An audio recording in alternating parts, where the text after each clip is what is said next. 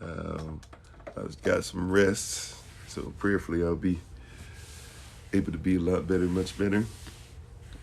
And hopefully everyone's had a great day and having a great time and doing what's necessary to continue to grow in the kingdom of Elohim.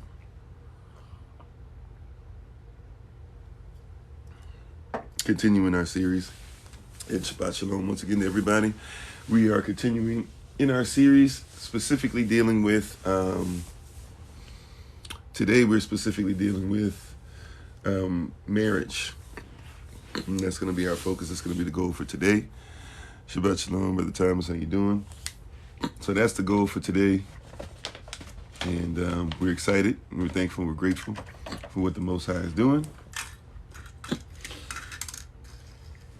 And we are going to continue to move ahead and move forward. Shalom, Minister, nice to see you on. To everybody who's joining us, we're thankful again for you being with us. It's pretty dark as far as lighting today for some reason. I don't really have a closer light. Let me turn on another light real quick. Hold on.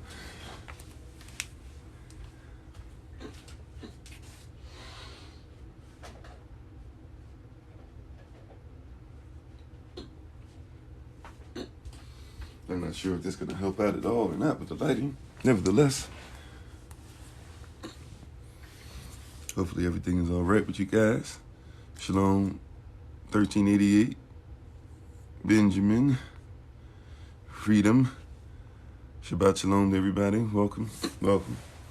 And don't forget, right after this podcast at 10 o'clock a.m. Eastern New York time, if you have the Podbean app, you can join us if you want to join us live for the podcast. At 10 a.m. we do one that's specific to just for Shabbat Shalom, or for Shabbat. We call it Shabbat Shalom, and we go into something specific for that. And then for those who are having issues with today and are,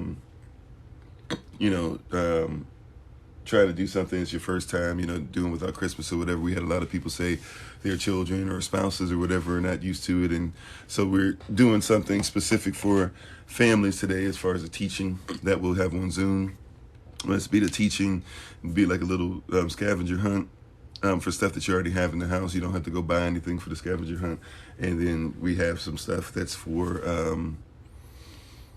and then, our children and adults, if you want to, too. We'll do some Roblox stuff, play some video game stuff. So if you want to join us for that, feel free to. And we're thankful and grateful for you all being on. So today we're going to talk about marriage, and marriage is crucial. Obviously, to anything. We just finished our Willie Lynch syndrome series not too long ago. Mostly that's on. We have like one part of it that made it to YouTube. We were starting over on TikTok during all that. They kicked us off of the old Kofi or the second Kofi 42 page, which is why we had this third page up. They're doing everything they can now to lie on us now. They already tried to say on one live that we were selling illegal substances and stuff through the live again. And then they tried to say in the video where somebody called me the N-word and I responded to it, they tried to say that I was using the N-word on my video, So we're already in the situation where we're ready to start the fourth page, which is kind of crazy. If you think about it, that we're having to literally keep starting restarting TikTok pages and YouTube pages and stuff, but it is what it is.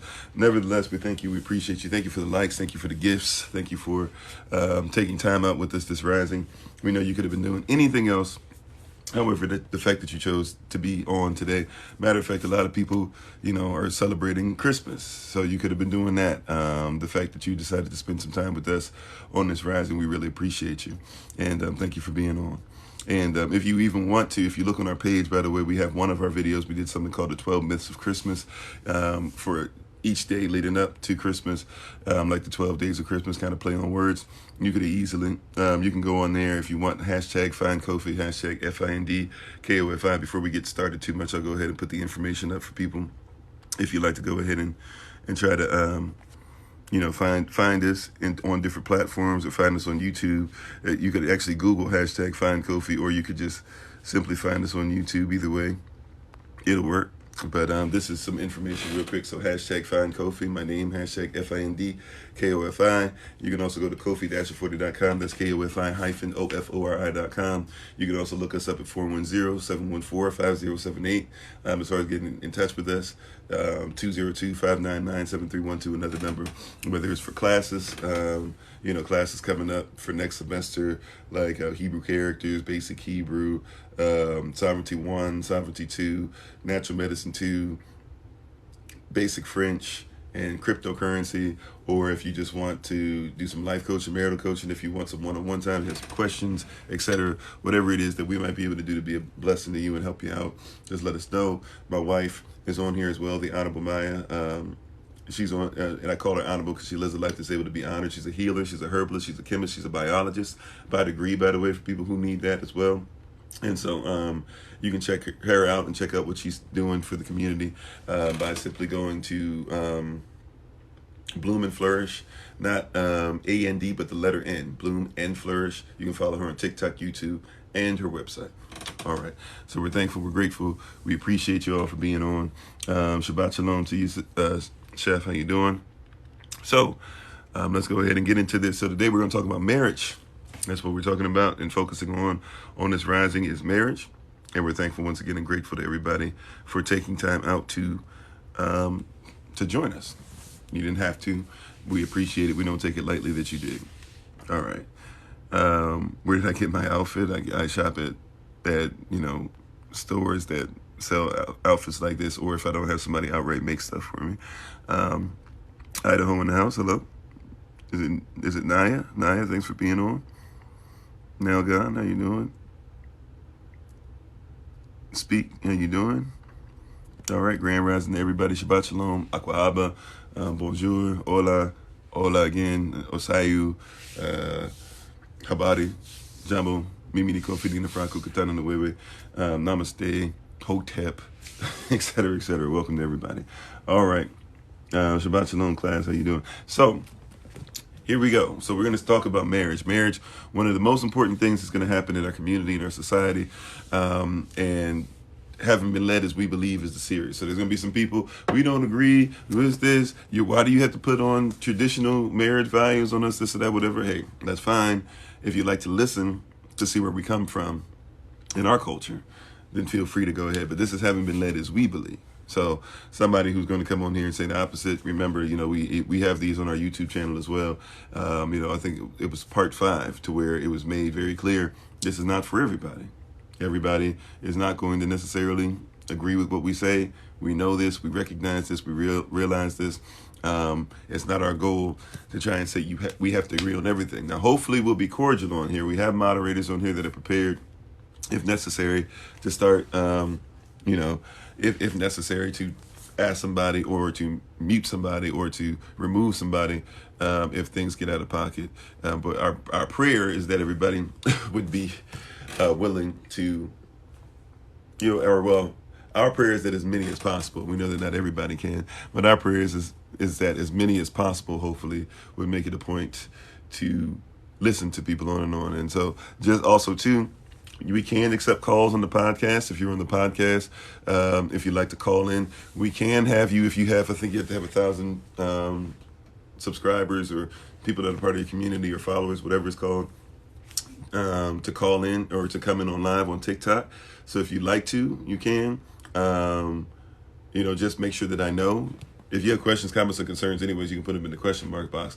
But make sure I'm aware of it beforehand. If not, unless I feel led to, more than likely, I'm not going to just let you into the chat because I don't know what you're talking about, this and that or whatever. And especially on Shabbat, we have a very limited time in comparison to what we normally do. All right, so we're going to go ahead and get into marriage today, and what is it that we believe as far as marriage is concerned. So first and foremost, in our culture, marriage is between a husband and wife. Now, a lot of people are going to go to a place on that to where, okay, we already know where you're going. No. Husband and wife is different than man and woman. And husband and wife is different than man, and man is different than woman and woman. So first and foremost, we have to understand who is qualified for marriage. And really, to help with that, you kind of have to know that marriage, in not just our culture, but in all cultures, really, especially in ancient cultures, is sex. Sex is marriage. Marriage is sex. Now, we don't think about it that way because sex is something that has been so saturated and oversaturated in society. Like, you can't turn one into the other. I'm sorry, hey babe, how you doing? My wife, the Honorable Maya, is on. Once again, you can check her out on TikTok, YouTube, and her website at Bloom and Flourish. But a lot of people don't comprehend it. They don't think about it. That marriage is dealing with sex. Sex is marriage. Marriage is sex. To become one is literally what we're talking about. Now, that doesn't mean that therefore there aren't things that you need to do to make your marriage work, but we're talking about when two people get married, when two people become one, especially in the physical sense. Now, obviously, we can talk about the spiritual and the soul and all that, but in the physical sense, sex is marriage. Marriage is sex. We have to start there and be honest about that, because a lot of people are going to miss this. A lot of people are going to have frustrating time listening in. Shabbat shalom, Sister Deborah. Shabbat shalom, babe. Shabbat shalom, Raphael. I'm not even sure. Is it Deniese? I don't know if I'm saying that right. Deniese Mendoza. Blessed lady, everybody. Thanks for being on. So sex is marriage. Marriage is sex. That's the culture, right? We're used to, people say don't have sex before marriage, but really you don't have sex because if you're not qualified as a husband or wife yet, then your marriage will be illegal, right? Shabbat shalom, Coleman. Shabbat shalom, Tracy. How you doing? So in our culture, sex or marriage is not between a child and a child. It's not between an adult and a child. It's not between an adult and adult. It's not between a man and it's not between a man and a man. It's not between a woman and a woman. Watch this. It's not between a man and a wife. It's not between a woman and a husband. It's not between a man and a woman. Sex in our culture is between a husband and a wife. It's our pleasure. Thank you. Shabbat shalom, Sister Sonia. So sex is between, or marriage is between a husband and a wife. This is the thing that sets us apart, right? This is the thing that sets us apart. And this is the thing we should be making sure we're teaching to others. People are having issues with marriage because, number one, we're not even thinking about becoming one. The marriage is the becoming one. The fruit and all the other things that come out of it, the things that are needed to maintain a great relationship, a communication with the one you're married to, is part of the process, sure. But do you even comprehend what it is to be qualified for marriage, right? You have to be a husband before you're married. You have to be a wife before you're married, right? It only makes sense. You have to get your license. Right? If you're somebody that doesn't travel, but you drive, well, if you drive, you have to get your license before you drive. Right? We put more time. I say this all the time. People will make sure that you get that license before you get out on the street. People will make sure that you get that license before you do somebody's hair. Right? People make sure you get that license before you do somebody's nails. Right? But they won't make sure that you are qualified before they give you a marriage license. That means that it's more important to do somebody's nails. It's more important to cut or style your hair. And it is more important to you to make sure that you can be allowed to drive than it is to make sure that people who are going into a sexual relationship, which means that we're only going to be with each other and become one from that point on, and everything we do is going to be together, they feel it's less important to be qualified for that than it is to be able to make sure your hair gets done. Right? That is the environment that we are inside of, right? The terms and conditions even, yeah. Matter of fact, some people will read the terms and conditions for the video game they're going to play, right? Or the app you're going to download, right? You'll read the instruction manual for the phone that you just bought. But when it comes to marriage, right, we don't read the instruction manual, right? So we're not willing to even look at marriage properly because marriage is a thing that people say you can make marriage whatever you want. Now, they don't believe in that and anything else. They don't believe, you don't believe in that, once again, when it comes to driving, when it comes to hair, when it comes to nails. You don't believe in that when it comes to food. People that work on your food, they're supposed to go and take classes and make sure that they have their permit to be able to handle your food. They have to go through training. But when it comes to marriage, no training, right? Matter of fact, when it comes to sex, People tell you, hey, it's not up for you to train your child at all. You shouldn't tell your child what sex they are. You shouldn't teach your child about being a male or female. What are you doing? This is stuff that's being taught. However, the same people that will say that will say, send your child to school and allow a teacher to be able to talk to your child about sex. I mean, where they do that at? And by the way, sex ed doesn't always start when they're a teenager. It used to. But sex ed now, sex ed starts when they're 6, 7 years old. They have classes on that. Right? That's where sex ed starts. So, if you're in a position where, you're being told not to do these things with your own children, but somebody else can do that, it's a little off. Right? Elementary school, yeah, most definitely. And by the way, they do it in preschool. They do it in kindergarten. How come? How do I know this? Because Black Lives Matter pyramid that's taught in school when they have Black Lives Matter week. Go look on that pyramid, what they teach. Now, they decide to teach different things on different levels, so they don't give all the information out on all levels, but they tell you about male and male relationships, female relationship, all these things. So they're teaching, in your school. They're teaching in your school, right? What or in your children's school, what they're not allowing you to be able to teach, or what they're telling you not to teach in your own home. You say, where do we know this information? We study to show ourselves approved. It starts with our mentality. It starts with our culture, right? That we look at everything through a different prism, which leads us to probably different things that other people read or watch, etc. Or at least we probably gather different things from them. But, feel free to stick around, and you'll probably be able to find out more information. Thanks for being on. So, yeah, these are things. People you said people do not get married anymore, a sign of the times.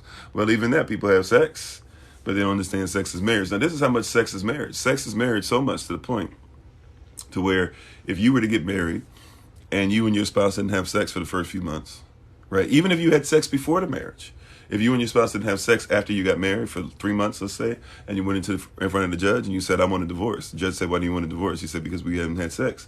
The judge, and if the judge found out that it was true, the judge would annul the marriage. Marriage done. You know why? Because the marriage doesn't count if you don't consummate. Sex is marriage, marriage is sex. So that means the sex you were having before, people said, well, we were having sex before. Are you saying we were married? No, your marriage was illegal, right? Your marriage was illegal because you weren't considered to be husband and wife yet. Once you went down and you went to the state, see, in our culture, we don't have to go to the state. You can write your own. Matter of fact, according to the Constitution, according to the United States, according to every state, you can write a contract you can write your own marital contract. Right? So you don't have to go to the state. A lot of people do, and you've been taught to do that because once you go to the state for your marriage, the state now can put their hands in your marriage as far as financially, especially if you get a divorce. They make money off of the divorce the same way that whoever's going to get child support makes money off the divorce, right? However, when you're talking about, the marriage was illegal because you hadn't been qualified. So once you went to the state and you said, I want to be a husband, I want to be a wife on paper, the state said, okay, now we qualify you to be a husband or a wife. So now once you get married and one of us whoever's qualified through the state says you can be married, now they say your sex counts. So if you don't have sex after that, they would say that your marriage doesn't count because you didn't consummate. Right? That's why they had to change the law concerning marriage in order for LGBTQ plus to get married.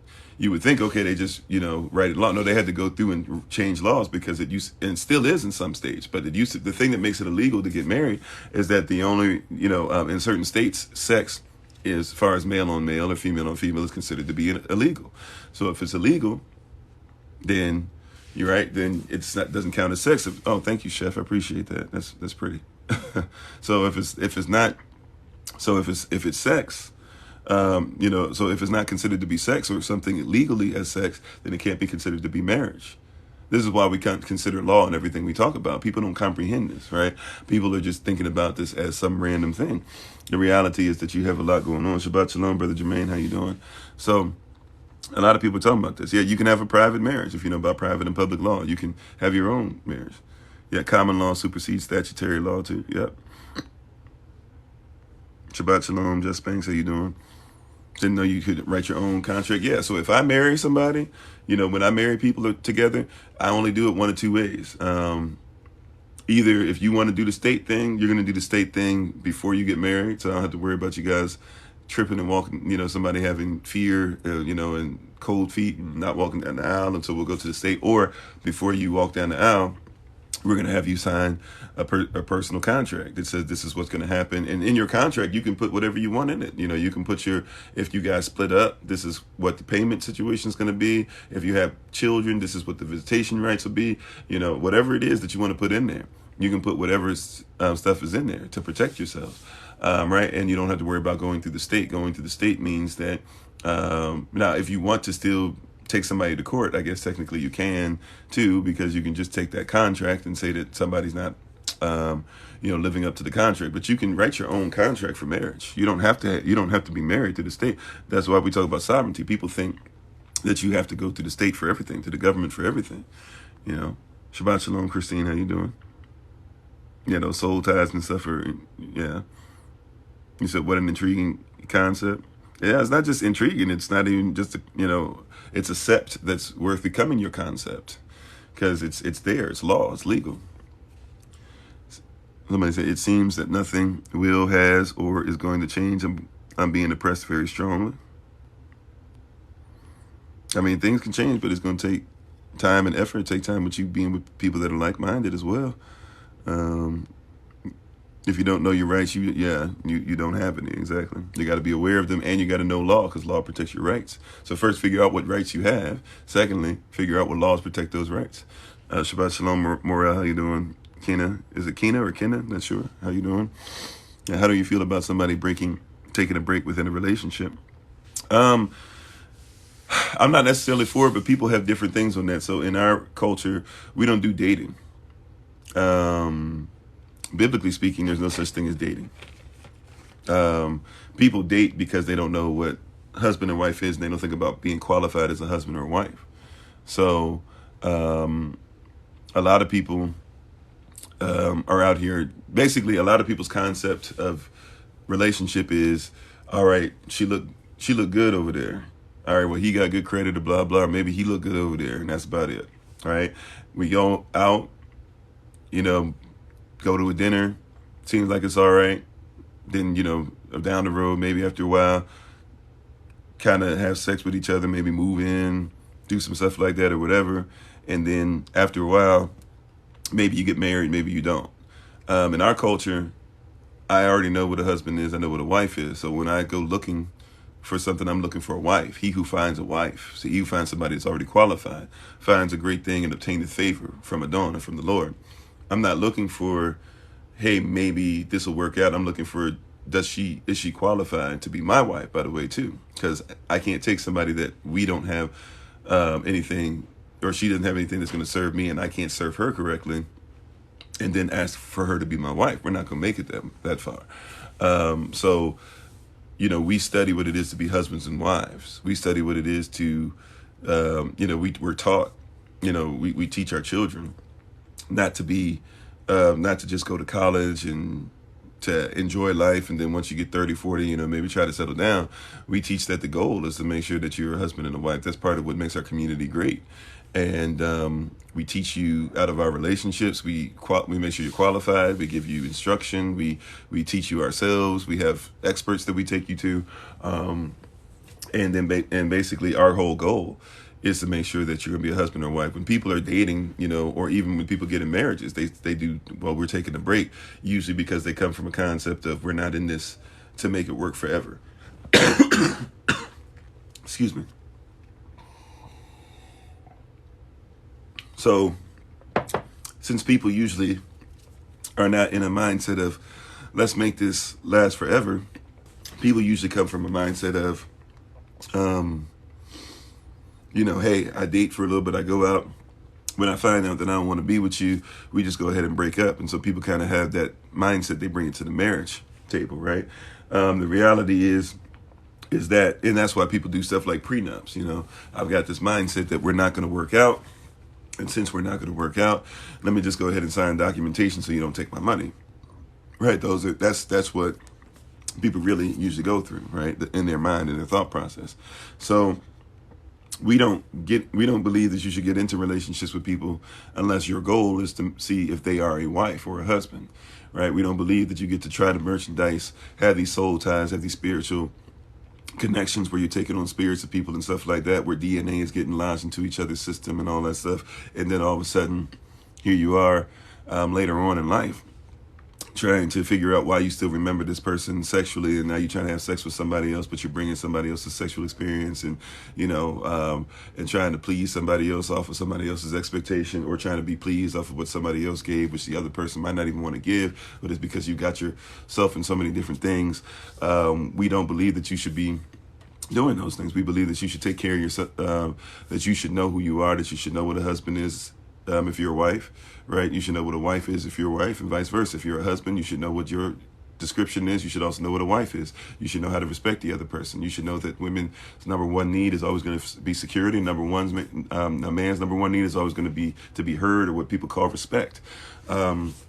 How do you become one with that? How do you make sure that you have an inheritance? Like, we believe that you need to comprehend that your family needs to be all in. So your family should have been teaching you this, and should have had things financially stable enough to where you could have had an inheritance and had some land and things that you could build on, so that your family, this new marriage coming together, the family can come together. These are things that should be in place. We don't have these things in place in our relationships at all, though.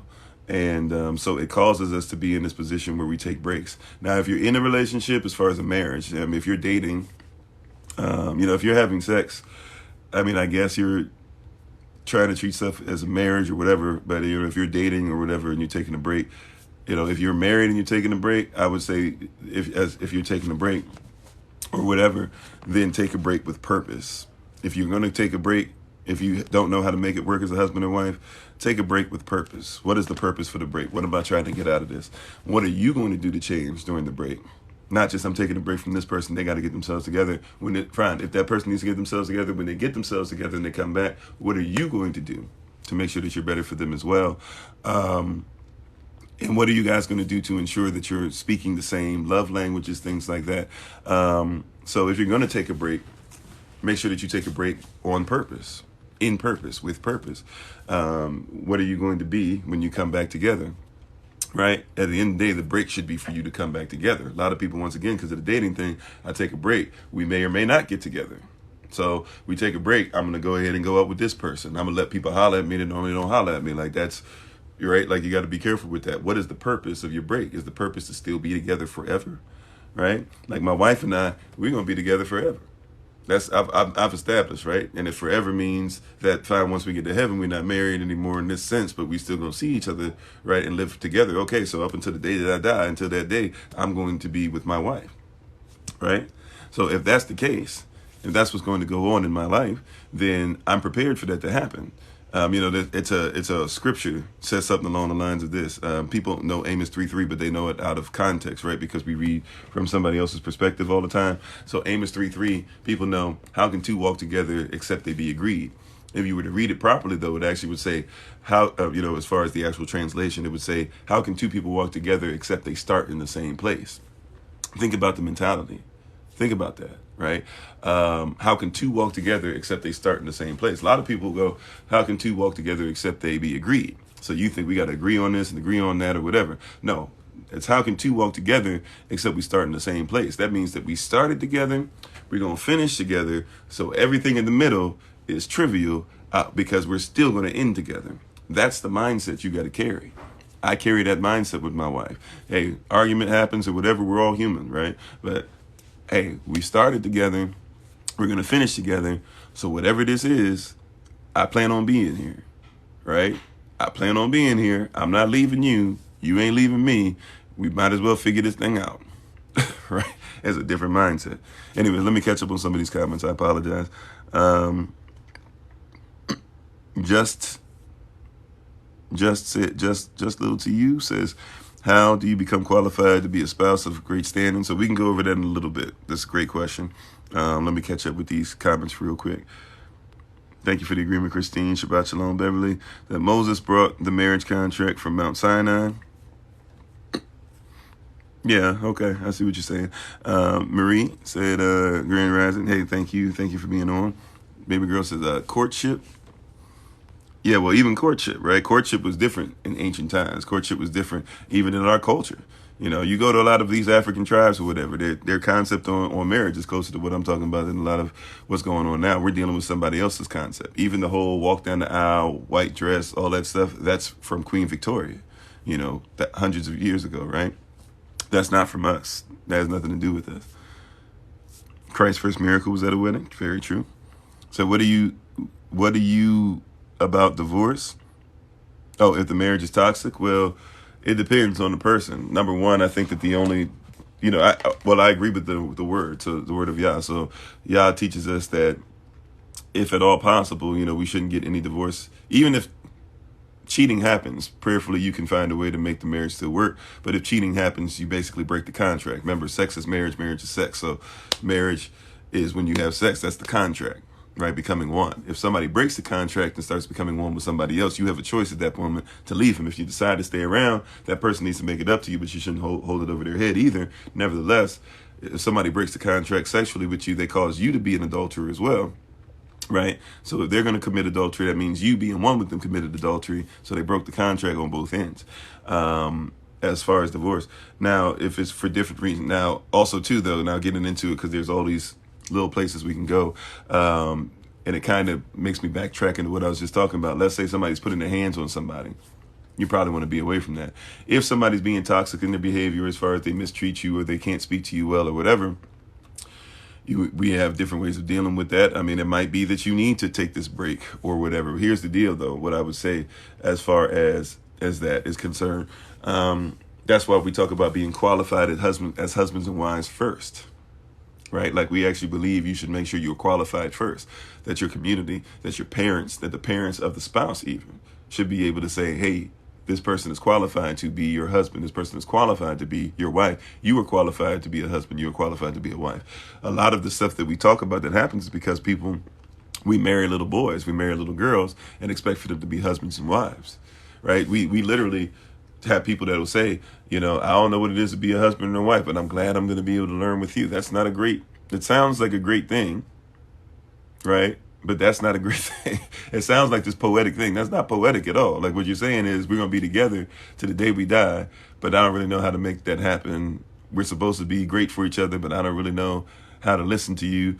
I know that you're supposed to feel secure, but, you know, I'm not going to make you feel secure. Like, why would you be in a relationship with somebody like that? So a lot of times you're dealing with people who don't have any clue what it is to be a husband or wife.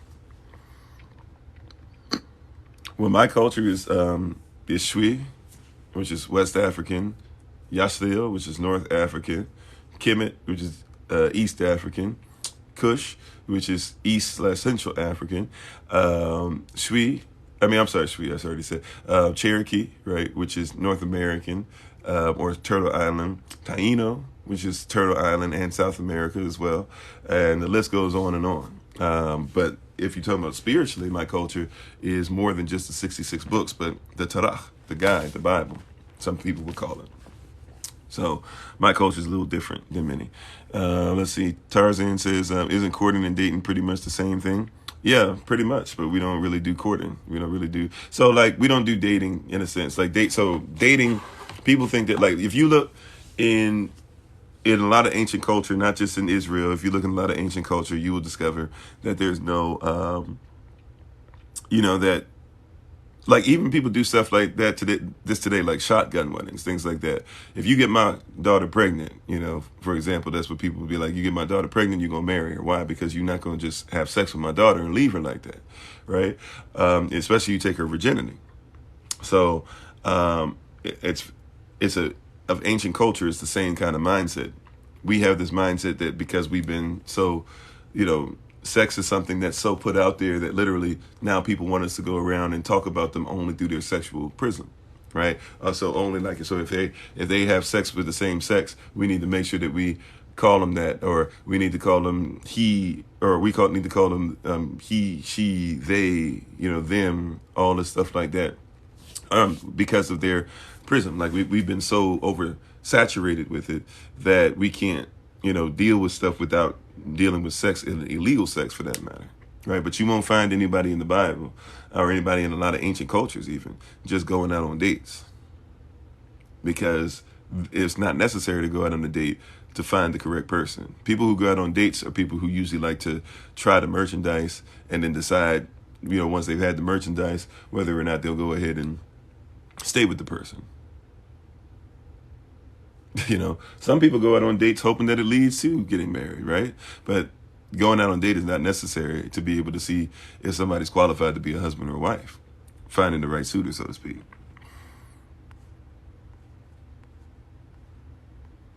Let's see, off topic, but are you familiar with the arc on YouTube? No, somebody asked me about that the other day. Class said never fall out of love, an amazing thing. All right. We are to be equally yoked. Yeah. And by the way, even with equally yoked, the word, so when you talk about equally yoked, when you ever get to go back, if you haven't been, when you go to Africa and you see the ox, you'll see some amazing stuff. When you actually see ox, especially if you see ox that are yoked together, it's an amazing thing. The ox that are yoked together are not the same. Right. And a lot of people think to be equally yoked means that we have to be the same. We have to agree on everything. Like we said, how can two walk together except they be agreed? That's what people go off of, right? So we got to agree on everything. Whatever I say has to be what you say. If I'm thinking about it, you got to finish my sentence, stuff like that. It is your differences that you need to celebrate, right? It is your differences that you need to celebrate. People get upset with me when I talk about this when it comes to hair or skin color, or when people say I don't see color, and I'm like, that's one of the craziest things. Why would you not see part of who I am? Like, let's celebrate the differences. It's the differences that make us the puzzle that comes together, right? My wife and I work together not just because we have similar focus and similar beliefs. We also work well together because we celebrate each other's differences. If she's able to do things with finances that I can't do, then why would I not celebrate that difference and make sure that she can take over certain things as far as making financial decisions, right? That helps both of us. If I'm able to do certain things as far as these lives and things that help to be able to promote her business, why wouldn't she celebrate that? Why wouldn't I take over in that area and make sure that I do those things? People have been taught things that are not real about marriage. You've been taught things like equality. There's no such thing as two people being equal to each other. There's never been two people equal to each other ever in the history of mankind, but you're taught to look for somebody equal. When you talk about being equally yoked, you have two oxen, and this is the way it normally works. One oxen would usually be old, right? And it will be the older oxen, but while being the older oxen, they've been around long enough to know the commands. So they don't have the strength that they used to have, even though they're still strong. They're an ox, but they don't have the strength they once possessed. However, they know the commands, right, of the person giving out the commands of the Most High, so to speak. They know the commands, and at the same time, they are mature enough in this to know when the command says this is what the command means. This is how we move to the right. This is how we move to the left. This is how we move forward. All right. If we got to do something like move backwards, he knows the command. Now you have the other ox that comes. The other ox that's equally yoked. Yoked just means that they're attached. So equally yoked, the yoke is equal, but the oxen aren't equal. The thing that's holding them together is what you're talking about being equal. The oxen themselves are not equal because one is older and knows the command. One is younger and doesn't know the command. So the one that's younger and doesn't know the commands is actually stronger in some things physically than the one that's older. But the one that's older knows the commands and can therefore lead the oxen. And what happens, the one that's more mature will take the lead, and the one that's younger will automatically listen to the one that's older by body language. So when the person gives a command, the younger one is just there ready to give their strength to something that the older one can't give, and the older one is ready to help the younger one to make sure that they get the stuff done so that he can move on with his day, right? So you put the two together, they're equally yoked. They are not equally yoked because they believe in everything the same. They are equally yoked by something that causes both of their strengths and their differences to be able to be put together. And so a lot of people misrepresent being equally yoked. Let's see, let me catch up real quick. You were talking about covenant, Raphael, okay. Butterfly Effect says dating can cause multiple personality disorder to a degree, in your opinion? Yeah, especially if you're having sex with a lot of people. You said Michael Todd considered dating as practicing divorce. Yeah, I heard him talk about a little bit of it. I never heard him talk about it, but yeah, I think I just finally heard him start talking about that like a month ago or something like that. At least I saw it for the first time. He might have been talking about it for a long time. You said with plan to marry. I didn't catch the first part of it, Kitty. I'm gonna try and see if I catch up in the question mark box. I'll just say it with plan to marry. I don't know that. I don't remember what part I was talking about. Let's see, nourish with Nessa says most people see a break as time to cheat. Yeah, a lot of people do. That's why I was talking about. Be careful with that. Yash says Yes, Yasafir says, um, we if we take a break, then it's going to be forever. Thanks for the agreement. 17.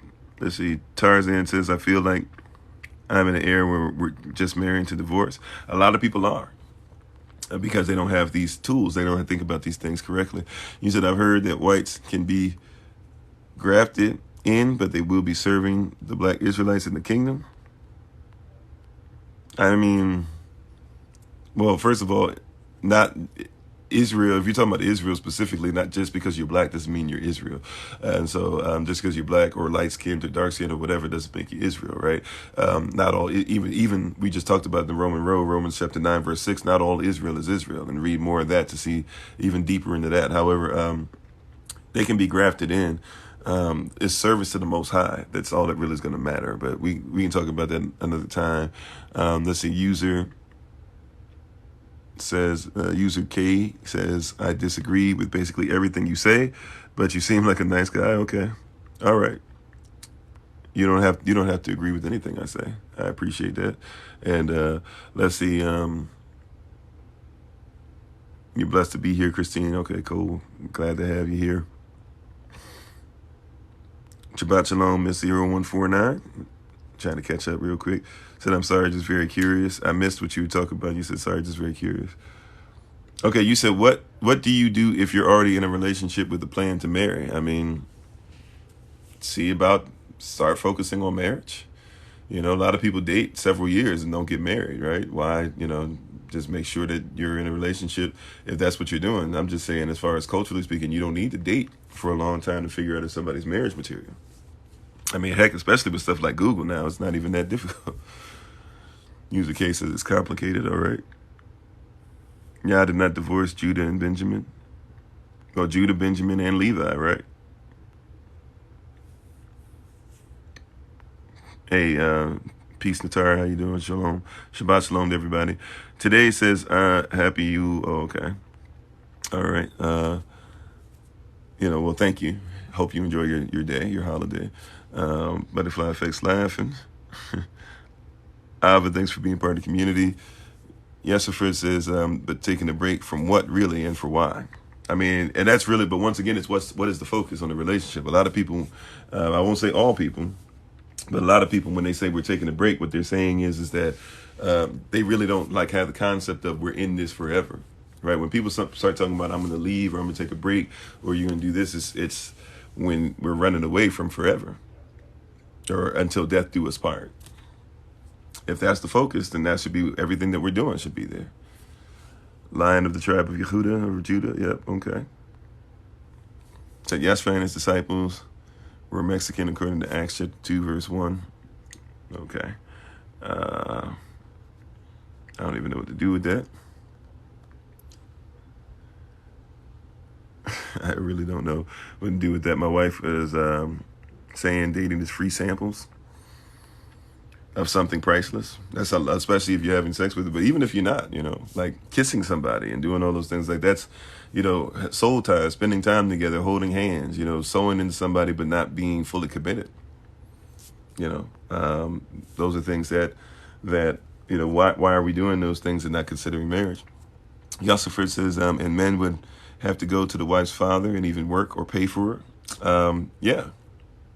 You had to work. You had to show that you were worthy of it, right? So if you're going to take care of my daughter, then work for me, because we all going to be family anyway, so make me some money. And that wasn't a bad thing to ask. Now people be like, people do all the time, how dare you? How dare you say that such and such would be, I'm like, how dare you, mom and dad, I just need your support. Children go to their parents, mom and dad, I just need your support. I haven't even met this guy. Mom, Dad, I'm bringing this guy over. He means a lot to me. I just want your support. Well, what if they see that he's doing things that's going to mess with you as their child? Or as their daughter, right? Or vice versa. They're going to mess with that woman, that girl is going to mess with their son. Why wouldn't they say some things? Relentless said, how should marriage ceremony be conducted? If you're talking about what we did, what we did and what we do, basically, it goes way past the marriage ceremony. There's a whole method to it. Basically, you have to comprehend a lot of stuff that goes into it. So you have to understand, and I'll make this real quick because of, we got to be ready for the podcast later, and then ready for, our gathering on Zoom later. But real quick, the reality is this, like, you teach children, to become husbands, or to become men, husbands, and fathers. You teach children to become women, wives, and mothers. When the two meet, basically, and the man presents his portfolio and what he can do, basically, and gives a resume and says, hey, this is what I want to provide, and I want to give you security, and this is what I'm going to do, and I have a vision plan, and this is how my vision I feel can fit you into it, et cetera, et cetera. And she goes away, she prays about it, she says yes, then they meet each other's parents, all that stuff. Then he goes away to prepare a place. Right, he goes away to make sure that they have a place to live. He builds a home, does all these things. He has his stuff together because he's also got an inheritance already before he met his wife. The wife prepares herself to give up her chastity, right, because she's going to become one with this person. And so she goes through a process of even doing that, which is a whole thing in itself. A lot of people don't comprehend that even when you're giving up your chastity, there's a process. There's a spiritual process that goes into that, because you're giving up being by yourself and even being under the governance of your father, right, to now being under the governance of a new spiritual father. But you can become one with this person as him being your husband, and you can become one with your father, right? So there's a lot of stuff that's going to be taking place, right? So now when the two get, and actually you would get, back then, you would have actually gotten a permit you would have gotten a permit or a license to be engaged. Nowadays you get engaged and you get the marriage license. Back then you would have got the license to get engaged. So people would have known on paper, everybody, the community, everybody would have said, okay, these are husbands and wives. We agree that they're husbands and wives. Cool. So now they're getting prepared to become married. Then we have a ceremony. The ceremony is basically families get together and you have a nice time. There's dancing there. There's certain, there's maybe certain procedures that take place or whatever, but for the most part, it's just having a great time. And then at some point, the husband and the wife, they're going to dip. They're going to go away and they're going to have sex. And actually, way back then, a lot of people probably could handle this part, but way back when, you would actually go into the father of the bride would actually wait till they finish, would go on the room. He's supposed to see semen and blood on the bed, and he grabs the sheet and he pulls the sheet out in front of everybody, and that's the marriage. That's part of the marriage contract. And the marriage contract, so and he shows to everybody that the two have become one, and everybody celebrates. And when and if the husband ever wanted to get a divorce, when we talk about divorce, he has to go back to the father of the bride. And you know what he would have to do? He would have to tell the father of the bride why it is that he wants to get out of a marriage. And the father of the bride would pull out that sheet and say, look, you took her virginity. So you're going to have to prove to me if I'm going to make her my daughter again, because she's your spiritual daughter now. I've transferred. Like, even when you do the walk down the aisle thing, right? The father walks the bride down, and then we say, who is it that gives this woman away to be wed? And the father or the father figure will say, I do. And it's basically transferring his authority, right? From his authority to being under your authority, right? And so when you're having this ceremony happen or whatever, that's what they're talking about. So, like, you have to come back to the father, and you have to come to the father and say, this is what I want to, or the father rather is going to question you and say, look, you took this from her, so you prove to me why I'm going to allow you to throw this away, or why I have to give this back to you, or why I got to throw this away, right? Like, I have your promise, your seed, your word, your seed. That's what the zarach, the seed, the word. When you talk about the word of Yah, you're talking about the seed, the sperm of Yah, because the word, right? The word causes things to grow and to manifest, right? How does it cause things to manifest? Because the word hits the earth realm, and when it hits the earth realm, right, it all of a sudden begins to multiply, right? Myostosis.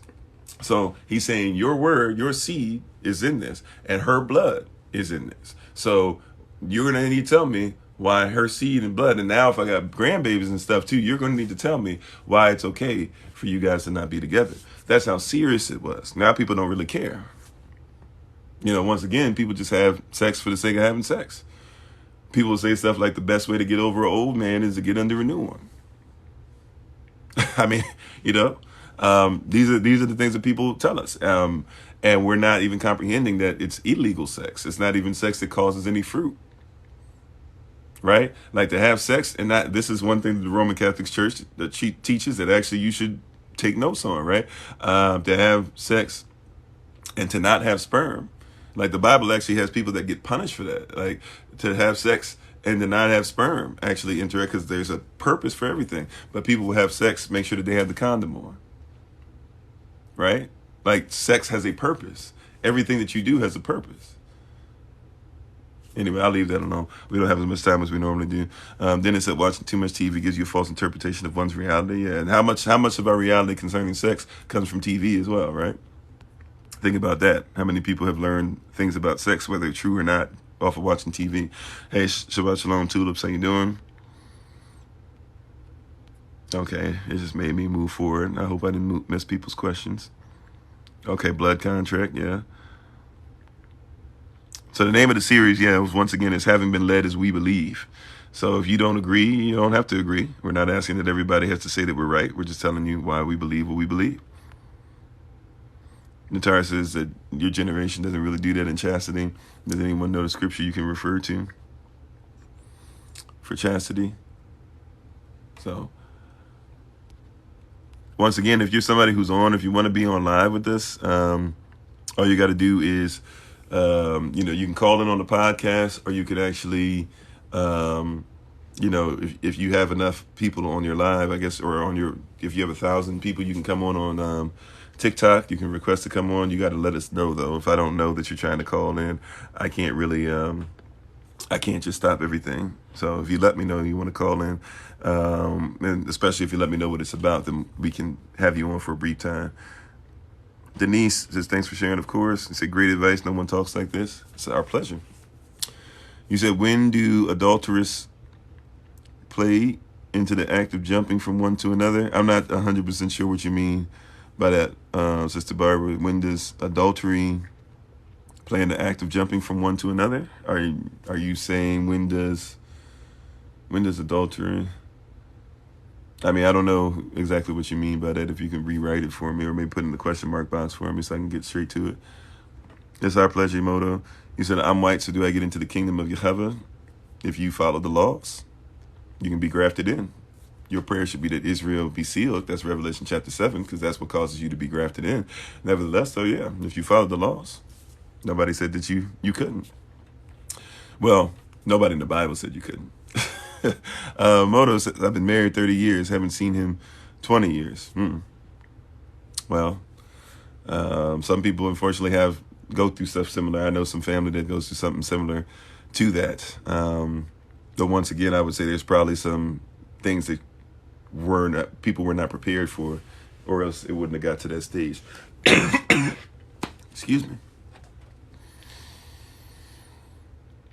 Hello, T. John. Shalom. How you doing?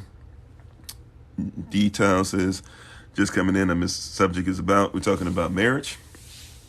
Let's see.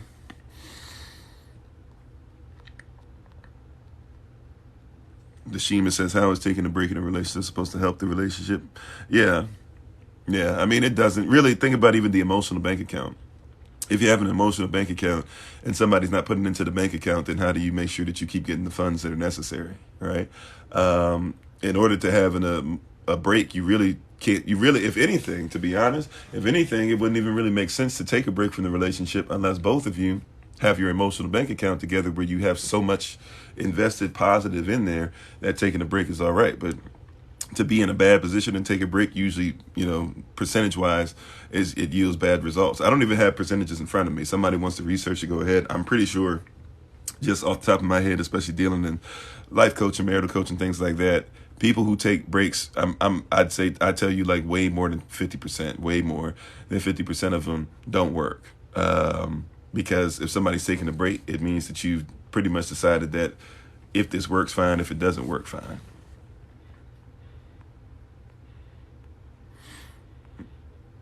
Yeah, dating free samples. Yeah. Hey, Zim, how you been doing? Hopefully you've been doing well. I just was thinking about you the other day. I was going through our contact list. I might have somebody contact you just to keep in line. We got somebody in the area now to make sure that everybody's being looked after better than since we've been growing and stuff. So make sure that everybody's being looked after. So I appreciate seeing you. Seeing your name. It's been a while. Thank you, Raphael. Appreciate that.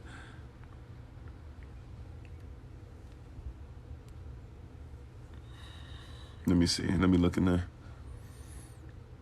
If the wife's father is deceased, who do you address?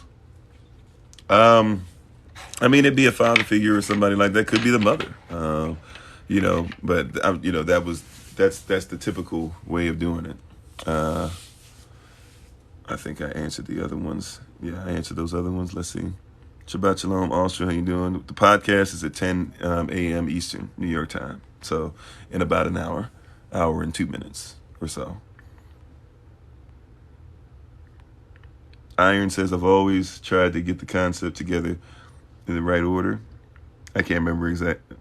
You've always tried to get, this concept together in the right order. Okay. Do you have 70-year coming into this type of lifestyle? I don't know do I have 70 years coming into this type of lifestyle? I don't understand what the question means. How long did it take you guys to study the Bible? I've been studying the Bible, well, really since I was 4. Even though I wasn't a Christian for most of my biblical journey. I was born and raised a Jehovah's Witness. At 4 years old, I started going door to door with adults. At 6 years old, my mom had trained me enough to where I was preaching in Kingdom Halls. I left that when I was somewhere around 13, 14 years old, and basically became agnostic. Then I became a Christian probably around 19, 20 years old. And then from there, realized the kingdom. Then from there, looked at my bloodline and realized who I was as far as being Yashleel and Shwi and Kemet and Ashanti and all that. But I've been studying the Bible whether I believed in it or not. I've been studying the Bible pretty much my whole life. But, anybody can study the Bible. Just set aside time and do it. And always, once again, with anything you study, make sure you get the culture. And anything that you're doing, always make sure that you have the culture together. We're always talking about culture, right? Culture is everything. And people don't want to talk about culture. Thank you, Moto. Appreciate that. No, I did not check on Poisonwood Bible. I apologize. Yesterday, pretty much, I rested outside of a couple meetings I had. I was in the bed all day. And I don't know when I'll have the opportunity to check it out, but I will try. Maybe if you DM me and give me a reminder, it's easier for me to probably get it from there. I get a bunch of comments, so to try and remember all the comments is something that I'm not going to necessarily always get. So why did I leave being a Jehovah's Witness? I stopped being a Jehovah's Witness because I was asking questions about the Most High. The answers I was receiving was no, or the answers I was receiving was shut up, basically. Just shut up and do things. So I didn't feel like that was a great answer, so I left. And even still, being a Jehovah's Witness, when you find out about the founder, Charles Taze Russell, they didn't even used to be called Jehovah's Witnesses. They used to be called Russellites. If you look up the thing, it really is about one man who said, if you even realize what he wrote, he has these things that they still use to this day called the insight of the scriptures. And if you realize what he said that basically if you read the inside of the scriptures, it's better than reading the Bible itself. There's a lot of stuff in there that people don't comprehend. Where the culture's bad. The culture's based off of a guy who decided that he knew more than the Most High. It's very Talmudic in that regard. So I wouldn't, I'm not going to spend time staying there. Yeah, if your father can give you away or your older brother can give you away, that'd be great.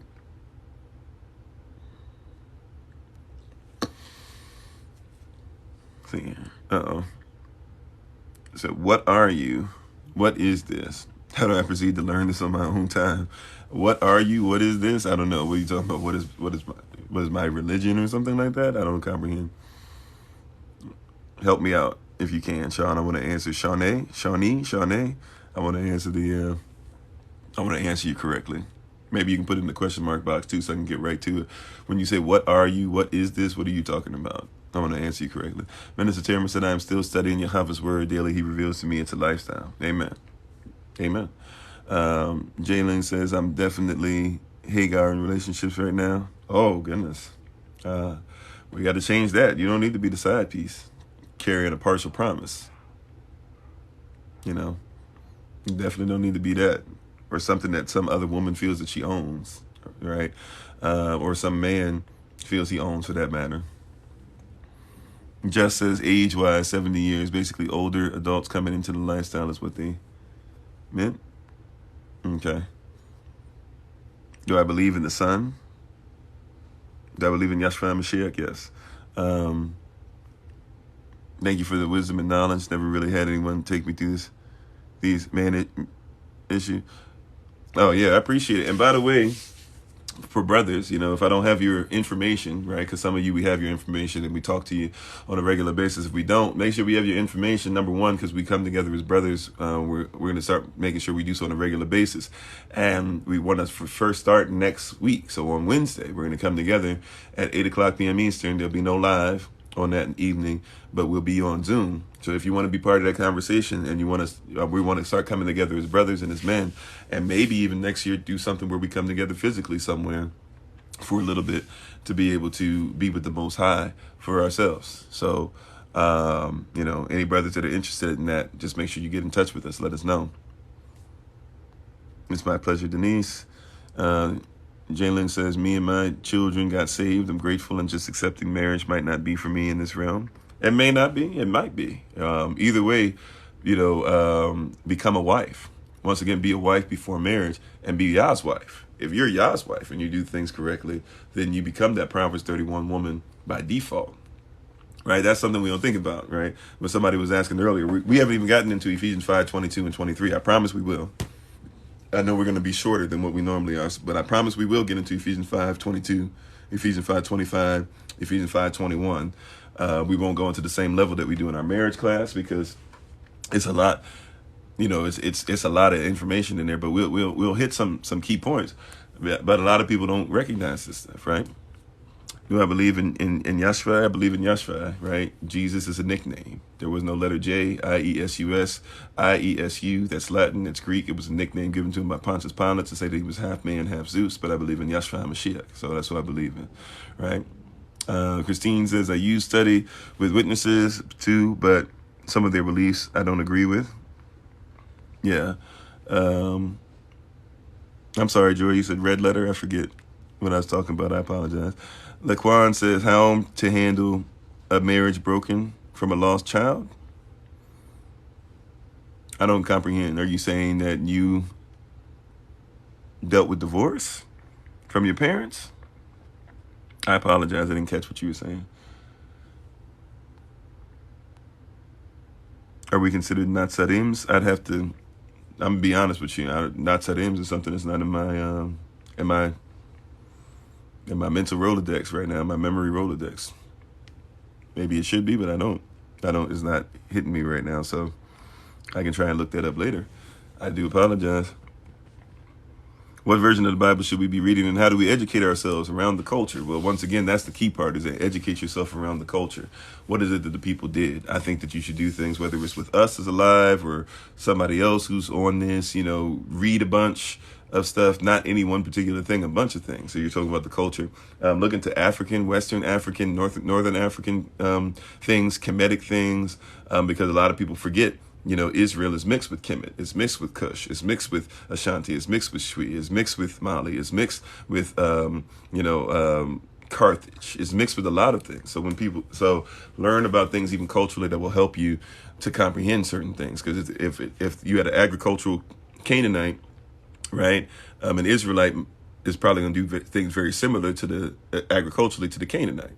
So, study these different people, study the Phoenicians, study the phonetic alphabet, study the Aleph Bet, rather, right? Study the, your people, study what they did, what they said, what they meant. That's more important. So it doesn't matter if you got the 1611 King James Version or you got a regular King James Version. If you don't know culture, you won't get it.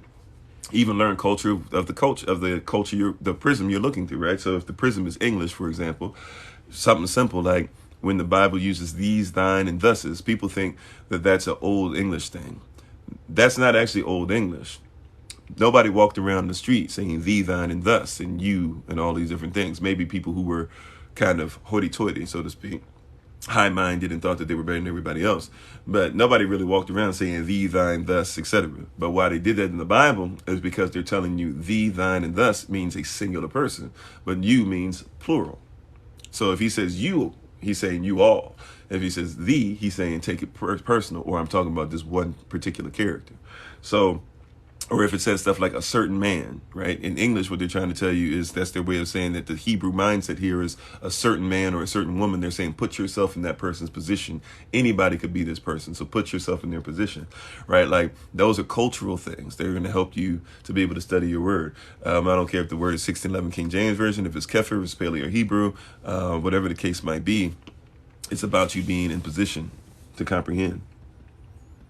Right, it's about you being in position, and the best way to be in position is culture. Remember, even Willie Lynch said that language is a very peculiar thing. That language is something that allows people to go through the ranks of somebody else's culture. Even if I don't know, even if I have never been to your country, if I can speak your language, right? Even if I've never been to China, if I can speak Mandarin fluently, I will be treated differently when I go to the Chinese restaurant than the person who can barely, pronounce something. Matter of fact, I don't speak Mandarin, right? But if I go to Chinese places, sometimes I surprise them because I ask for the stuff that's there, and they'll look at me just because of the way I look, right? And they'll go, "Oh no, you want this, you want this, you want the fried this, blah blah." I'm like, no, I want the vegetable thing, and I want it the way that you guys make it. And even though I don't even know how to say it, they know what I'm talking about. They're surprised. They go, "Oh yeah, that's good, that's healthy." I'm like, "Yeah, I know that's healthy. That's what you guys eat, right? You guys don't eat what we eat." And they kind of laugh at you, but it's because you speak their culture. You can actually start going through somebody else's stuff when you know their culture. So culture is always relevant. The version of the Bible, because once again, they're all versions. Even if it's a King James version, it's still a King James version, right? So you're still dealing with a bunch of versions. So if you're going to get into it, you got to make sure that you're up on culture always. It doesn't really matter what version you're reading. If you don't know the culture, you're going to get messed up. And it'll help you. When you get a bad version, you'll be like, well, wait a minute. Why are they saying this here? Like somebody will say, like, why does it say the Lord God so much? Well, whenever it says the Lord God, culturally speaking, they're saying Yahweh Elohim. They already, right? So if you know that, every time you see Lord God in your mind, Yahweh Elohim, right? Every time it says God, they're saying Elohim. Okay, cool, right? Because there's no God in our culture. God is a Germanic deity. Right? So every time I'm talking about God, I'm talking about somebody else's culture, right? So I have to know these things. And it's the same thing in your marriage. We're bringing in a lot of stuff from somebody else's culture. Oh, thank you, Sister Sonia. Appreciate it. Shawnee says, is this a religion or just knowledge to be learned? How do I become more informed? Well, first of all, religion just means what you repetitively do as a legion, right? So if you go to work, you religiously go to work.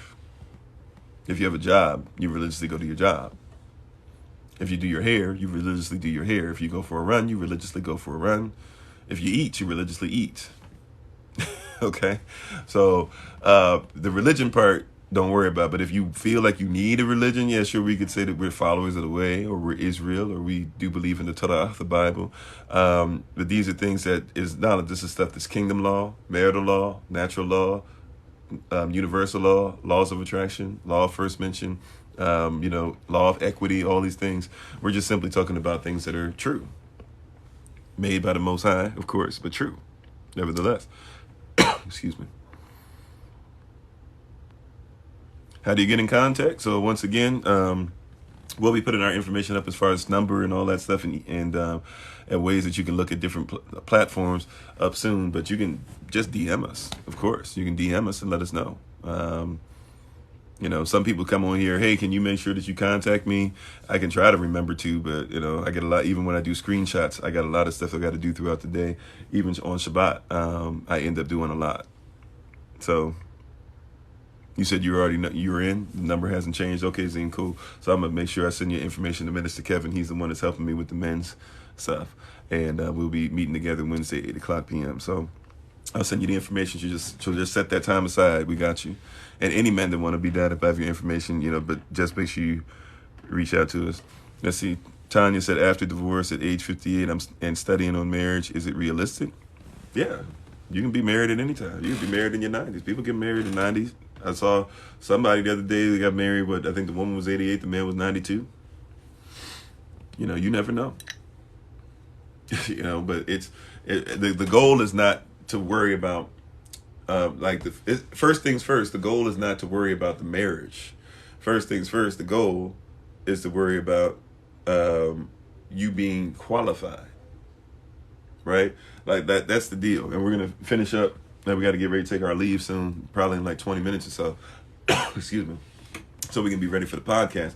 But the goal is not to make sure that you are married. The goal is to make sure you're qualified and that the person, you know, the qualifications of your spouse or the person that's saying that they're going to be your spouse. Right? That's the goal.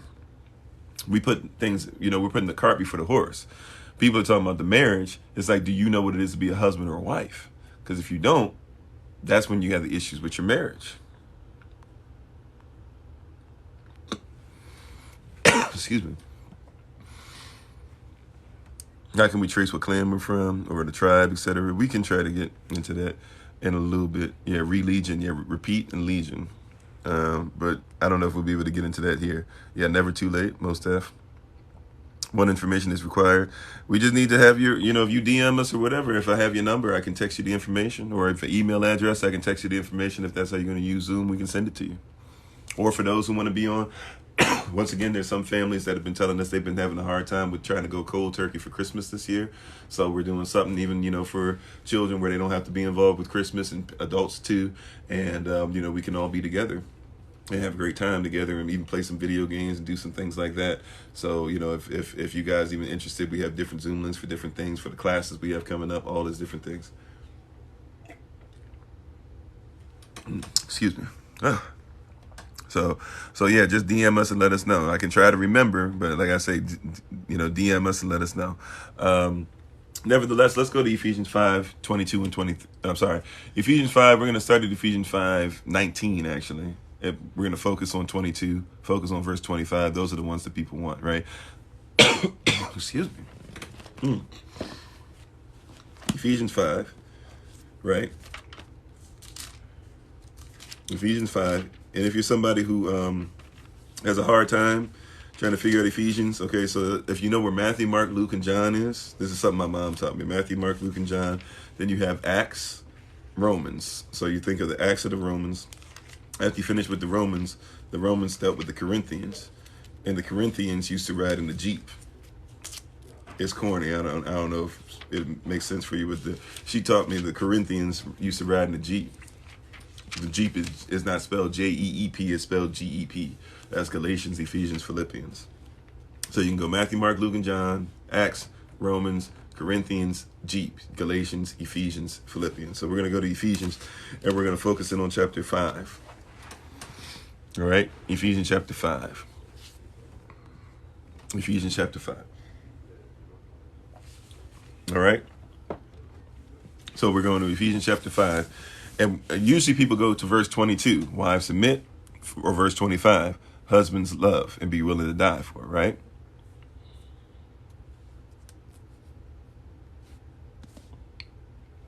Okay, so here we go. So Ephesians chapter 5. And for those of you who feel like you might be by yourself on this day when you're trying not to be about this holy day, this false holy day, pagan holy day, etc., you said that's cute. Yeah. So Ephesians chapter 5, verse 22 is where we usually focus. Ephesians 5:25 is where people go to, and that's where people used to argue against each other.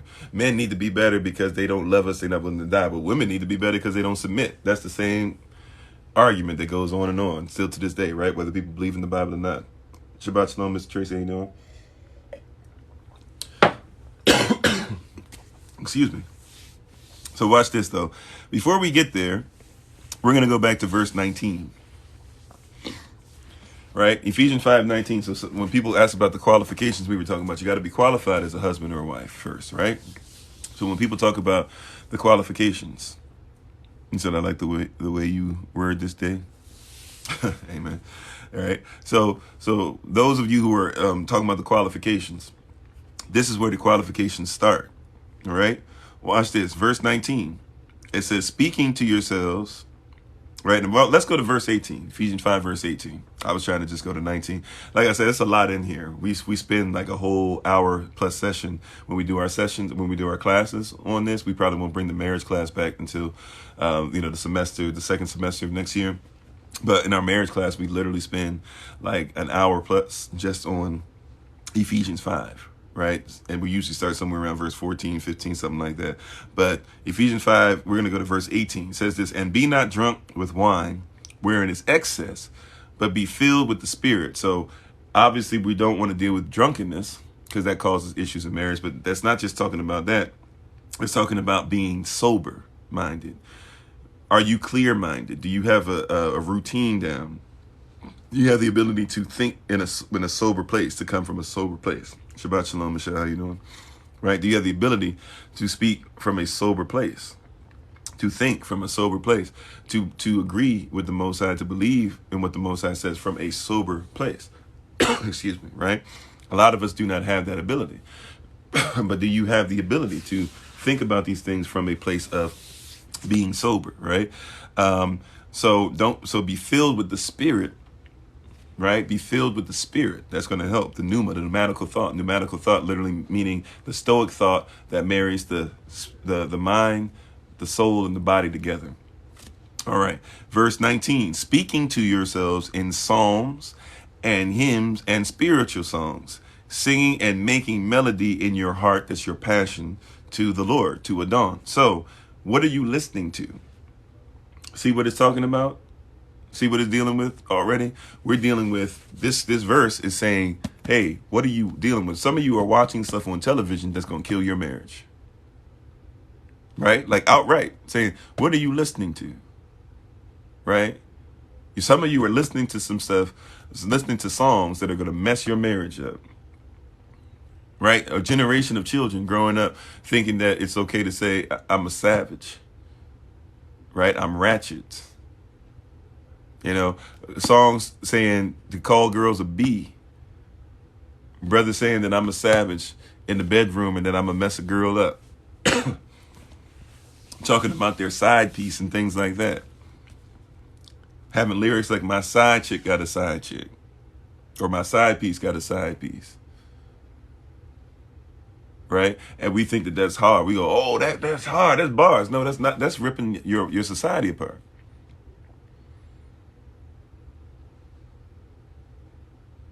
Yeah, I'm going to reach out to Chill Pill and talk to him probably today.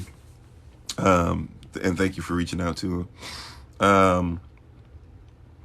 So Ephesians 5, 19 is saying, like, what are you listening to? What are you watching? What is your family watching? Right? Like, we on some stuff that's messing us up. So what are your listening habits?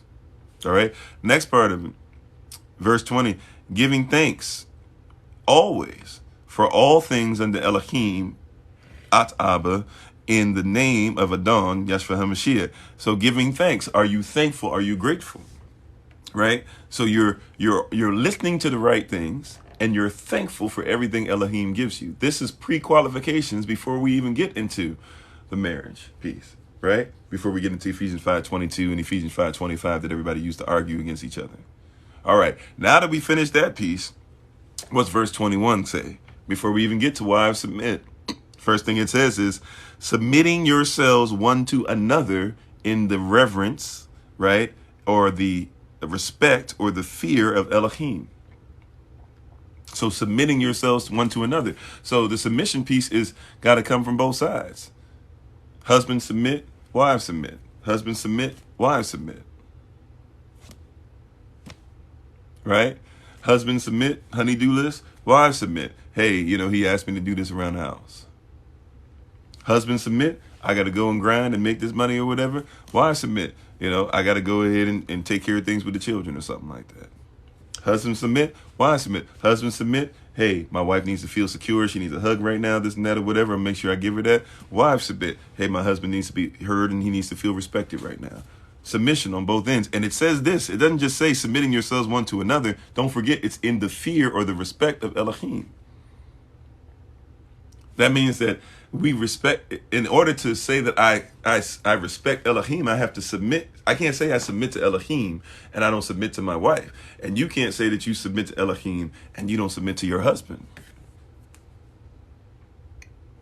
Right? I mean, it's right here, right? Submission goes on both sides. And Elohim says that when you submit to the other, you really submit to me.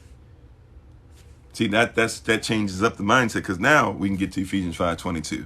Watch this. Wives, so now wives in particular, submit yourselves unto who? Not to your husband, but to your own husbands. So you're not submitting yourself to any man that walks down the street. This man in particular should be somebody who takes ownership over being a husband, and therefore you will take ownership over being his wife, and part of that is submission. Your own husband, not any dude. You need to see if this guy can fulfill what you need as a wife, right? So submit yourself not to any dude, right? Don't submit yourself to him just because his hair look a certain way, just because you think him and you will have pretty babies, just because his credit score is good, just because of what. No, submit yourself to him because he's your own husband. He's worthy of the submission, and he's somebody that'll be there. Watch this. As unto the Lord, right? So if you're submitting to somebody who is supposed to have that position over your life, then by submitting to him, you're submitting to the Lord. Only if he's in position, right? My wife and I have both told each other, hey, don't make us choose between the Most High and you, because we'll choose the Most High every time, right? Like, I have to be in position in order for my wife to say, I'll submit to you. If I'm not in position, she shouldn't submit to me. Okay? So, submitting yourselves one to another in the reverence or fear of Elohim. So therefore, wives, when you submit yourselves unto your own husband as unto the Lord. Why? Verse 23, for the husband is the head of the wife, even, right? And that word even means the same way, or in the same manner, as Christ is the head of the assembly, and he is the savior of the body. So the husband represents what Christ is to the assembly. The wife represents what the assembly is to Christ. It's telling you relationship. It's telling you relationship, right? It's telling you relationship. And so it says, but watch this. It brings out something that says, and he is the savior of the body. Husbands, you have to be in a position to help your wife and to even at times step up and be a savior, so to speak. I'm telling you what the word says, right? You want submission. Are you on savior status? Are you on superhero status, right? Think about even people that want their wives to be like, oh yeah, well, I'm the pastor of this house. The husband wants to be the pastor of this house. Okay, fine. Well, check this out, right? Like my daughters, they will ask me for things. You know why they will ask me for things? Because they have a faith in Dad that no matter what. Oh, thank you for whoever it was, Mr. Tracy. They believe they can ask Dad for all types of stuff, and Dad is going to find a way to come up with whatever they want, right? They just believe it. Might not even be true, but they believe it, right? That, hey, we can go to Dad, and Dad's going to give us whatever we ask for, right? Okay, that's what they believe. They have a faith, right? Well, my wife should be able to think, hey, I should be able to come to my husband. And I'll be realistic, right? But I should be able to say, this is my goal years from now. This is what I love to do. This is what I like my business to be. I like to be able to do this for women. I like to be able to do this for children. I want to have this many places to stay. I want to make sure I can grow my own food. I want to be able to do this, that, et cetera, the third. And she should be able to come to me on some savior status type stuff. Not saying that I'm Yashvai, right? But that she should be able to look at me and speak to me and say, hey, you know what? I've submitted to you. I'm going to do things through you as long as you do things through Christ.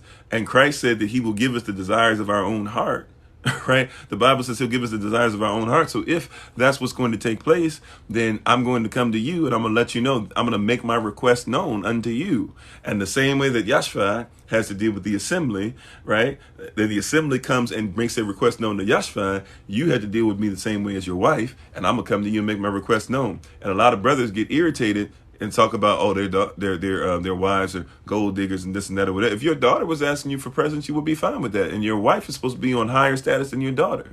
She's simply asking for you to step up and be in the role that you say you're supposed to have. That's that savior status, right? If she's going through something, you might need to fight her battle for her, right? That's that savior status. If you want the submission, then be ready for that savior status, because she's going to hold you accountable to it. And you should be ready for that. I'm sorry, Sarah said, what about if you were someone who had trust issues and won't submit? If you were somebody who has trust issues and won't submit, then you're having issues with somebody who probably not qualified for marriage. A lot of men deal with women who have trust issues. And once again, in preparation for the marriage, that stuff has to be talked about beforehand. It's usually too tough to deal with after the fact. but it's got to be talked about beforehand, and there need to be some things that are put in place and say we're going to deal with those things. If you're dealing with that now, it's a kind of a case-by-case basis. I'd probably have to talk to you to figure out what's going on and see if we can work that out, and maybe even see if you're with the person you're with, if they'd be willing to talk too, because at that point it could be a lot of different things on top of what they came in with already. Verse 24 says this, therefore, so because of what we just talked about, as the assembly is subject unto Yashvai, unto Mashiach, unto the Messiah, so let the wives be to their own, not to everybody, but to their own husbands in everything. So if the husband wants his wife to submit in everything, then he must be submitted to the Most High in everything. But ladies, flip side, if your husband is submitted to the Most High in everything, then why not submit to your husband in everything? Because Ephesians 5:21 told us to submit one to another, and as far as respecting the Most High. Right? Baby girl said taking the time to know the person you want is detrimental to taking time to know the person you want is detrimental to the relationship.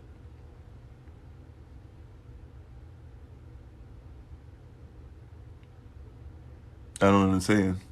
You're saying it's a bad thing to take the time to know the person that you want to be with?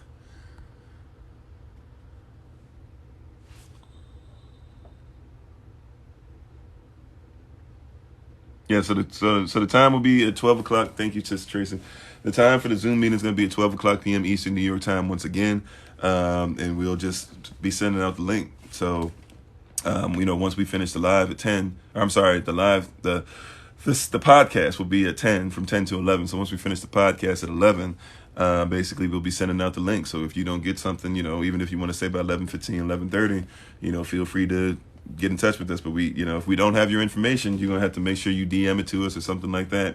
If you just say, I want to be a part of it, and don't make sure that I have a way of contacting you, because even on TikTok, I can't just DM you without both of us being following each other or whatever. So we have to go through a process. So I can't just send you the stuff without us doing that. So you have to be diligent with that. No SOC meeting today at 11, just because of what the event is going on at 12. We'll start the weekly meeting again. Really, I think it's January 1st, right? If I remember correctly, next Saturday should be January 1st. So come January 1st, we'll, or whatever that Saturday is, I think it's January 1st, we will have our weekly meeting back in order again. We'll be meeting up, but it'll just be for our family event.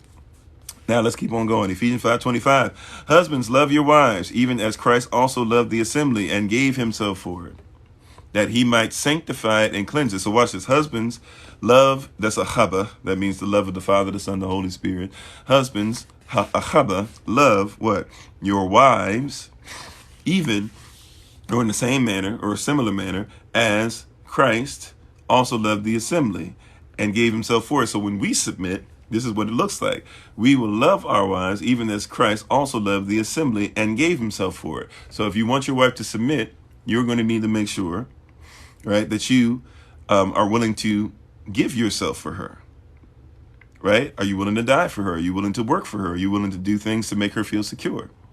That's what it costs. That's what submission costs, right? Verse 26, that he might sanctify and cleanse it with washing of water by the word. So it is your responsibility to sanctify and cleanse by washing of water by the word, to give your wife the word.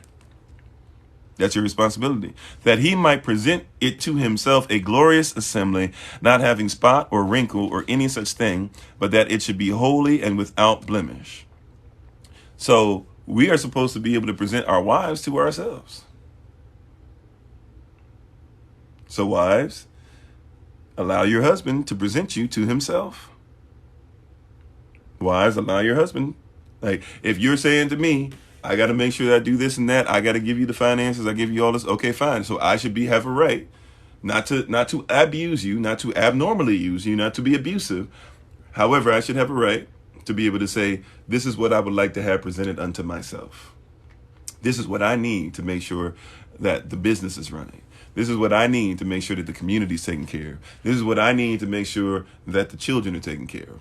I should be able to present, right? But that also means if my wife is doing some things that are off, it means that I haven't done a great job of giving her a word.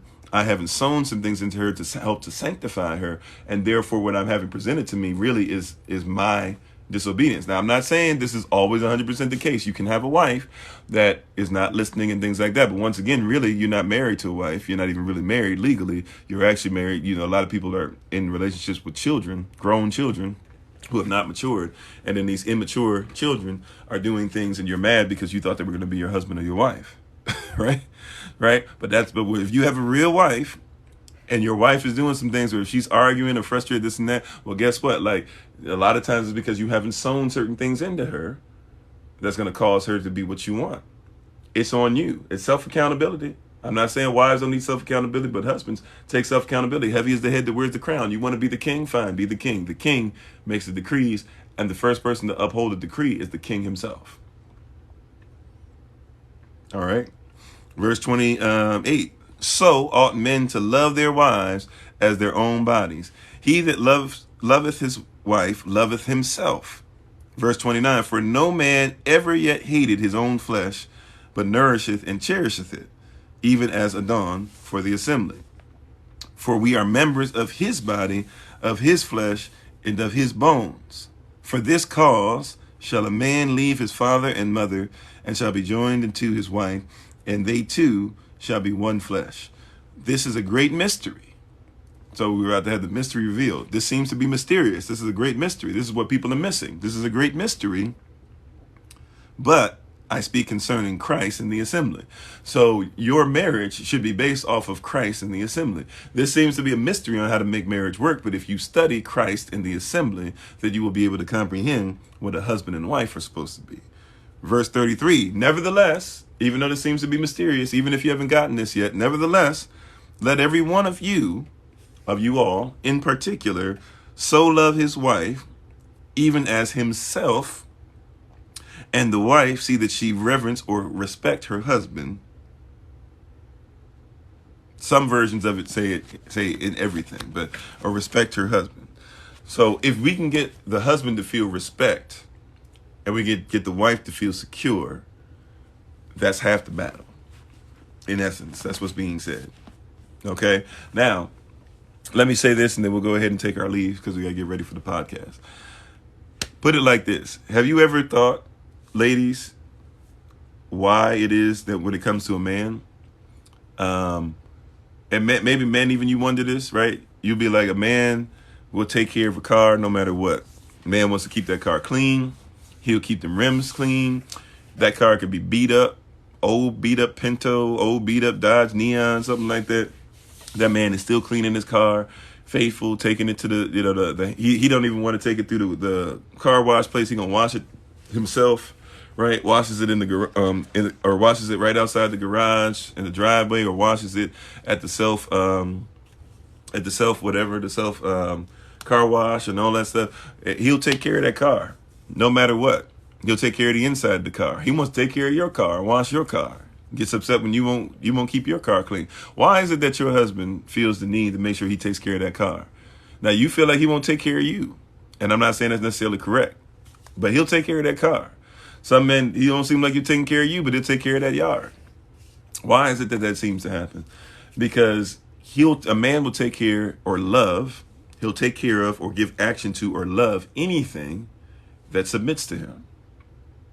That's how he's wired. Right? Salah. Pause and think about it. He'll take care of anything that submits to him. I'm trying to give you the keys. I'm trying to give you some kingdom keys, some marital keys real quick. He takes care of the car the way he does because he's hardwired that anything that submits to him, he has to take care of it. I'm trying to give you keys, ladies. All right? We talked about the husband a little bit. I just want, why? Just hear me out. It's going to bless you, right? He will take care of anything that submits to him. That's why in the bedroom, your husband, might ask something every once in a while that seems to be super freaky or something like that. You know why? Because he just wants to see if you'll submit. He might not even do what he's asking. He's just trying to see if you'll submit. And once he sees the submission, he'll do anything. He will submit. He will love. He will act upon anything that submits to him. I'm trying to give you game. I'm just trying to tell you, right? Because a lot of arguments happen. Well, I got to do it. Well, I'm trying to tell you, Like if he's being abusive, that's one thing. But if he's just giving you what's there for the community, I'm trying to tell you, why is it that he'll wash his car? Why is it that he'll take care of the yard? Why is it that he'll clean the gutters, right? You know why? Because the gutters make sure that his family's taken care of, so he'll clean them out. The car gets him from point A to point B. So even if it's an old, raggedy, beat-up car, and I know this from example, got several vehicles, and it doesn't matter which one it is. If I have an opportunity to clean one, I try to clean all of them. Right? When I talked about the Dodge Neon, I was talking about the Dodge Neon because until I gave it away to somebody else for a while, I had my first vehicle that I bought and paid for was a 95, I think, or 96 Dodge Neon. And paint and everything falling off it, all that stuff. But kept it clean. Why? Because it served me. I'm 6'5.5", can't even really fit in the thing, but took care of that car. Didn't want food in the car, right? Why is he gets mad? Don't eat in the car because it serves us. That's the mindset. I'm just trying to tell you. So whether it's the custom joint now, or it's the the work vehicle, or it's the the manual car, whatever it is, like keep it clean. Why? And get frustrated when the stuff's not clean. Why? Because it serves us. That's why the oil change is going to be on point. Why? Because it serves us. That's why them tires are going to be rotated. Why? Because it serves us. And anything that serves us deserves to be taken care of. I'm just trying to help you, right? That's what a husband does, right? And I'm not talking about a little boy. I'm not talking about a man even. I'm talking about one that's qualified as a husband. We are hardwired to take care of whatever takes care of us. If that car gets me from point A to point B, right? Like think about this. Like this is funny, but it's real. Think about how many men have underwear that gets holes and is falling apart and everything in it, and keeps the underwear until it finally breaks apart by the last thread, hanging by a thread, but he's still gonna wear it. Basically free balling, but still wearing the underwear. Why is he wearing the underwear? He's wearing the underwear because it serves him. In his mind, he gonna rock with it till the wheels fall off because it serves him. Right? I'm just trying to tell you, like this stuff that you see where you think is weird stuff, it's not really as weird as you might think it is, right? That's funny in this regard, but I'm just trying to tell you, like, what if it serves us well, we really ain't trying to get rid of it. If it serves me well, I'm not really trying to get rid of it.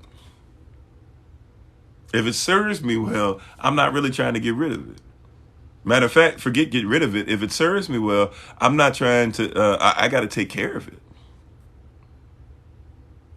Yeah. If it serves me well, I'm going to take care of it. That last string, though, but that's real talk. It'd be that last string, but we're going to hold on to it. Going to have a hole in the crotch. What's the point of having the underwear? But we're going to keep it. Why? Because it served us. It's submitted to us. And so we have to. So how much more so if you submit to him, do you think that he'll take care of you? He'll take care of you till the wheels fall off. He'll ride in the vehicle till the wheels fall off. Anubis said, correct, bro. Just hit my 35th anniversary yesterday. Oh, congratulations. I know. Yeah, you did say it was coming up, but I forgot. I told you. You remind me. I knew I was gonna forget. Yeah, but 35th anniversary yesterday. Been taking care of my wife because she does the same for me. Exactly. Till the wheels fall off. Like we don't give up on things, right? We don't give up on things that take care of us. It's hard. It's hard to get rid of clothes that took care of us. The memory for us, see, the memory is different for the man. The memory and the clothes that took care, or the memory and the stuff for the man is different. The memory for us is always, man, this took care of me. That's always the thought process, right? That's always the thought process for us. Like a picture is different than us. A man looks at a picture and he thinks about, man, you know what? This really took care of me in this moment in time. We have a different mindset. The nostalgia is different, right? We're going to be there until. Right, but when stuff doesn't submit, it makes it difficult. Now watch this. So the car that doesn't work, the car that I put my money into, and it doesn't matter if I buy new pieces or whatever, it never works, or there's always going to be problems. Even when I'm putting everything into it, that car is easy for the man to give away, isn't it? That car is easy. Like I'm gonna just go ahead and give this away, right? That part is easy because it's not submitting. So it's easier. I'm still going to put all the stuff into it, but after a while, I'm putting thousands of dollars into you, and you're just going to keep not working. All right, fine. That's easier for me to put my hands up and just say, okay. right? But something that submits to us is something that we don't keep taking care of. I'm just trying to give you game. Pray about it. Think about it. Once again, you can check us out at different platforms. You have hashtag FindKofi, hashtag FindKofi.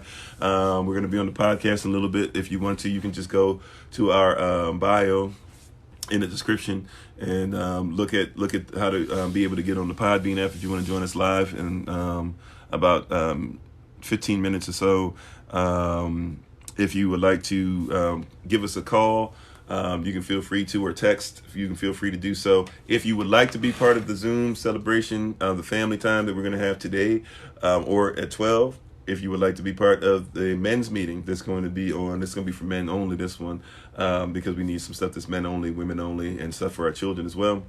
If you'd like to be part of that, that's going to be next Wednesday, December 29th. So just make sure that we're aware of it, that we have you listed, and that we can go ahead and get you that stuff out. But either way, just DM us, right? If you don't have the information, if you feel like it's too much to text us, or, go to the website and then find out ways to contact us or whatever, just DM us.